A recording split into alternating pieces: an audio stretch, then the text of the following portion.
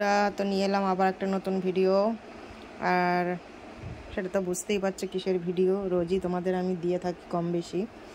যাই হোক, সকাল সকাল রান্না হয়ে গেছে, কাজে যাবো। তো দেখাচ্ছি তোমাদের কি রান্না করেছি আজকে শনিবার। দেখো, ভাত তো অবশ্যই থাকবে, গরম গরম ভাত। আর তার সাথে আছে দেখো মাছের ডিম দিয়ে পাট শাক ভাজা। দেখো, মাছের ডিম দিয়ে পাট শাক দিয়ে ভাজা করেছি। আর এটা হচ্ছে লাইলন টিকা মাছ, সজনে ডাঁটা দিয়ে আলু দিয়ে ঝোল করেছি।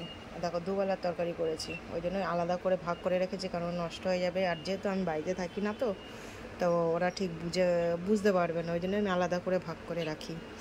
এটা এবেলা খাবো, এবেলা বলতে দুপুরবেলা খাবো, আর এটা রাত্রের জন্য।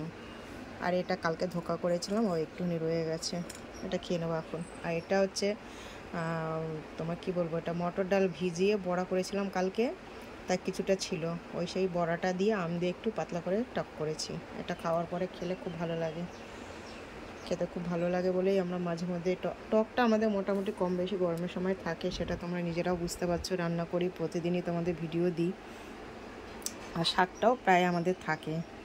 তো যাই হোক, এই ছিল আজকে রান্নাবান্না। কার বাড়িতে কী রান্না হচ্ছে প্লিজ কমেন্ট করে একটু জানিও। আর আমার ভিডিও যদি তোমাদের ভালো লাগে প্লিজ লাইক কমেন্ট করো আর শেয়ার করো প্লিজ।